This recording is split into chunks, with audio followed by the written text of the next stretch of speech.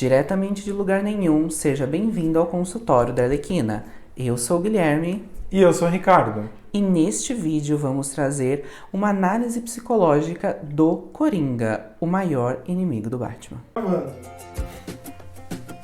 Não é verdade? É verdade! Vamos lá.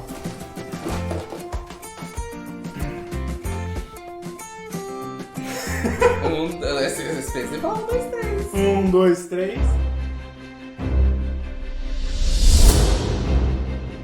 Guilherme, para quem está acompanhando a gente, eu queria que você desse uma breve explicação, um breve histórico de quem é o Coringa nos quadrinhos, nos filmes e nos desenhos.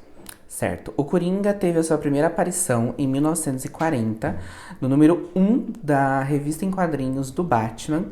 E o plano original era que ele morresse logo de início, mas ele foi ganhando sucesso e foi ficando até se tornar o principal inimigo do Homem-Morcego. O que acontece é que algumas poucas décadas depois ele teve a sua primeira história de origem, onde ele era um funcionário de uma empresa de produtos químicos que foi mandado embora. Para se vingar dessa empresa, ele decide assaltá-la. Com uma fantasia de capuz vermelho, ele acaba tendo seu plano frustrado pelo Batman e acaba caindo num grande tonel de elementos químicos. Quando ele sai de lá, ele está com a pele branca, o cabelo verde e a sua sanidade alterada.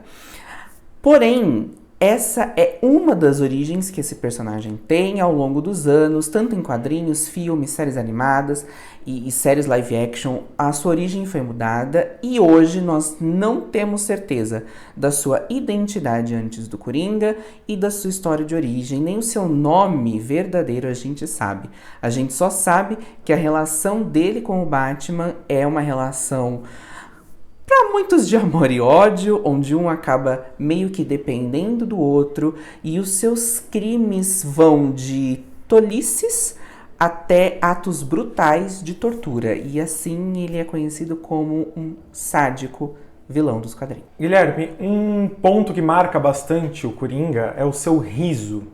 Eu queria que você contasse como surgiu essa relação do Coringa com o riso e por que o riso é tão macabro. Uma das principais inspirações para a criação do personagem do Coringa lá na década de 40 foi um personagem do livro O Homem que Ri, do Victor Hugo, né, o personagem principal do livro, que era uma criança órfã que teve o seu rosto deformado, né, os lados da boca cortados em formato de sorriso para virar uma atração de circo. Esse livro foi adaptado nos anos 20 para a série de filmes de monstros da Universal, que a gente conhece como Monstros da Universal.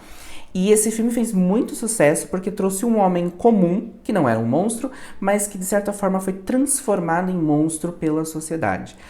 A aparência dele é muito parecida com a do Coringa e o riso já era uma marca dele, né? Então o Coringa tem essa marca do riso por ele ter uma semelhança com palhaços, né? Ele é até conhecido como palhaço do crime, e porque ele é um oposto ao Batman.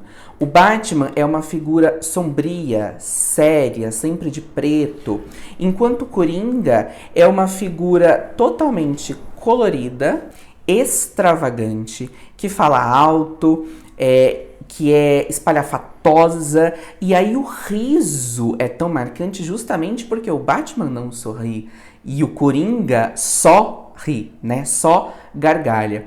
E a gente vê isso da gargalhada desde muito tempo atrás, nas risadas das bruxas de contos de fada, nos próprios palhaços que são sempre utilizados em histórias de terror, filmes de terror, porque o medo vem de todo lugar possível.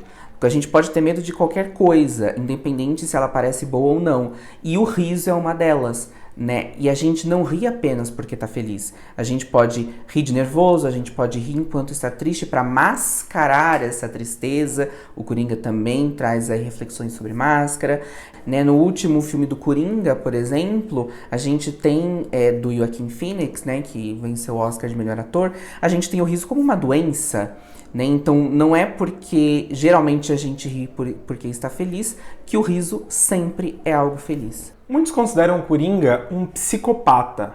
podemos entender ele assim? E para quem não sabe, o que é um psicopata? Bom, o psicopata é algo complexo dentro das áreas da saúde em geral. E não existe um consenso sobre o que é um psicopata, tá? Na mídia é muito popular a gente chamar de psicopata toda pessoa que tira vidas em série, né? O termo é meio complicado aqui no YouTube. Toda pessoa que tira vidas. Tornou-se um termo muito vago atualmente.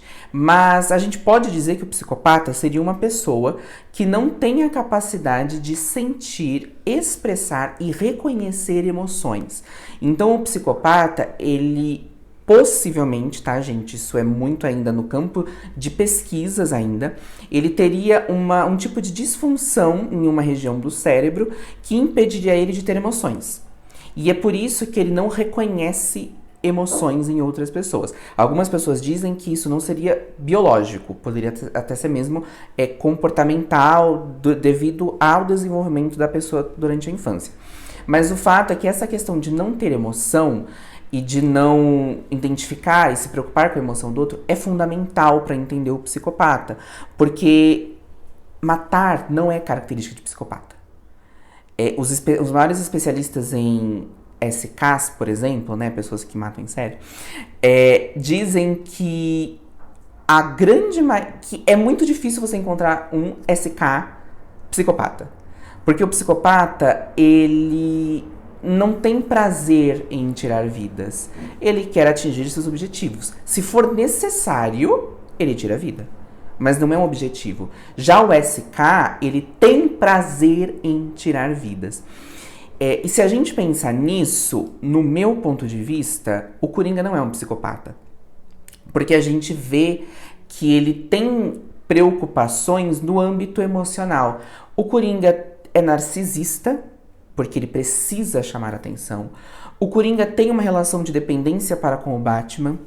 Ele se sente feliz, e felicidade é uma emoção, ele se sente feliz quando ele vê o Batman caindo do seu estado de moral, quando o Batman tá perdendo tudo, quando o Batman tem que recorrer a ele para pedir ajuda. Isso faz bem pro Coringa. E um psicopata, até onde a gente entende, não sentiria isso. O Coringa, muitas vezes, demonstra ter prazer, por exemplo, em torturar alguém para fazer mal ao Batman. Isso não condiz com o que a gente entende como um psicopata. Então, sim, o Coringa tem muitas questões psicológicas, tem muitos desequilíbrios psicológicos, mas até onde eu consigo enxergar e entender, ele não é um psicopata. Se ele não é um psicopata, a gente pode entender que ele é mau? O Coringa sempre vai figurar nas listas de personagens que a gente comumente considera como encarnações do mal, tá?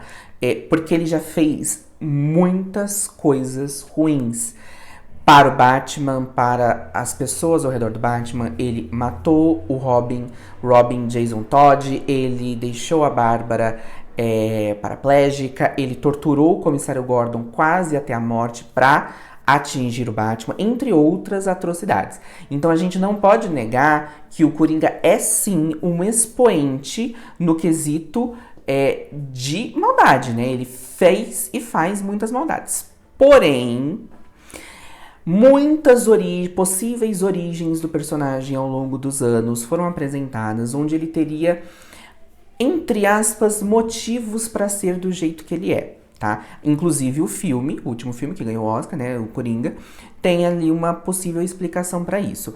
Não é justificativa, tá? Porque o Coringa tem consciência do que ele faz. Ele faz porque ele quer atingir o Batman. Ele faz o mal para atingir o Batman. Então, talvez ele seja mal. Talvez. Eu não quero entrar no quesito o que é bem e o que é mal, né? Mas com certeza ele é violento, ele é sádico, ele gosta de ver a dor e o sofrimento dos outros. E, enfim, ele sempre vai figurar como uma pessoa má. Como você já mesmo citou, né? Temos aí várias versões do seu passado, do seu nome, de quem foi ele e quais foram os surgimentos pro Coringa. É comum, dentro do que conhecemos das personalidades e dos diagnósticos do Coringa, esse esquecimento do passado, esse esquecimento de um eu antes dessa personalidade Coringa? Isso é interessante porque o próprio Coringa, ele já deu várias versões de quem ele era antes de ser Coringa. Ele já disse que ele não se importa com o passado dele. E eu acho que esse é um principal ponto pra gente não só entendê-lo, mas seguir adiante com quem é o Coringa. Se não importa pra ele, não tem que importar pra gente. Acho que esse é o primeiro ponto, né? Ele não traz isso, então pra que a gente tentar entender? Se já tem tanta coisa que ele faz como Coringa, né? Eu não acho que ele esqueceu, tá? Existem ali pessoas que consideram o Coringa insano, pessoas que consideram ele super são, com uma super sanidade, né? Uma grande consciência do mundo e do que tá acontecendo. Eu não acho que ele é insano, eu acho que eu entendo ele como uma pessoa que tem total consciência de tudo que ele faz, e por isso eu não acho que ele esqueceu quem ele era. Eu só acho que ele não se importa mais. E aí é um ponto, só pra fazer um paralelo, de como o Coringa pro Batman é como um lembrete do que o Batman poderia ser se ele não tivesse os limites dele. Por exemplo, o Batman não mata. E o Batman, ele muitas vezes esquece de ser Bruce Wayne para ser o Batman. Então, o Batman tem medo de ser igual ao Coringa. Tem medo de deixar para trás quem ele era para se tornar só o Homem-Morcego. Guilherme, se o Coringa fosse o seu paciente, qual diagnóstico você daria para ele? Então, não posso falar, não posso dar um diagnóstico, porque pra gente dar um diagnóstico, a gente tem que ter passado ou estar em processo terapêutico com a pessoa, né? A gente tem que entender essa pessoa. Agora, eu posso dar um palpite, até porque o Coringa não é real, né? Então, eu posso dar palpites do que eu acredito que possam ser ali questões psicológicas dele ou desequilíbrios. Eu enxergo o Coringa como uma pessoa narcisista, mas esse narcisismo, como eu citei agora há pouco, vem de algum lugar. E pra mim vem de uma carência muito grande. E é por isso que o Batman é tão importante pra ele. Ele não se entende como uma pessoa completa. Ele não se entende como uma pessoa satisfatória e que pode se bastar. Ele precisa de algo mais. Então ele criou toda uma persona, que é o Coringa, para ele nunca se revelar completamente e para ele ter a atenção de todos, mas quando o Batman cruza o caminho dele, em algumas versões é logo no começo, ele entende que esse Batman é o outro lado da moeda, é a peça que falta para ele ser completo. Por algum motivo ele enxerga o Batman dessa forma. Então tudo que o Coringa faz é para o Batman, é pelo Batman. Se o Batman morrer, e isso é uma coisa que já apareceu, por que o Coringa nunca matou o Batman?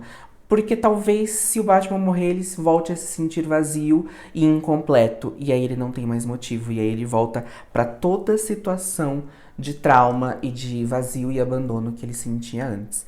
Então, a minha visão do Coringa é essa. Pode finalizar. Bem, só antes de a gente finalizar, um último lembrete, tá? Novamente, a gente está falando de personagens fictícios, tá bom? Eu estou trazendo aqui questões psicológicas, abordagens e análises psicológicas de um personagem fictício. Isso nunca poderia ser feito com uma pessoa real. Até porque, como eu acabei de mencionar na última pergunta, a gente precisa estar em processo terapêutico para entender profissionalmente uma pessoa. Então, isso aqui é apenas para trazer informações para vocês sobre psicologia e sobre os personagens da ficção. Tá bom? Então, se você está gostando dessa série, desse vídeo e dos outros vídeos do canal, se inscreva no canal, curta os nossos vídeos, isso é muito importante, e deixa aqui seu comentário se você concorda, discorda, o que você pensa sobre o que a gente está falando, e também se tiver indicações para outros personagens, outros temas que quer ver aqui no canal e no consultório da Arlequina, deixa aqui nos comentários, tá bom? Então é isso, até o próximo vídeo, tchau!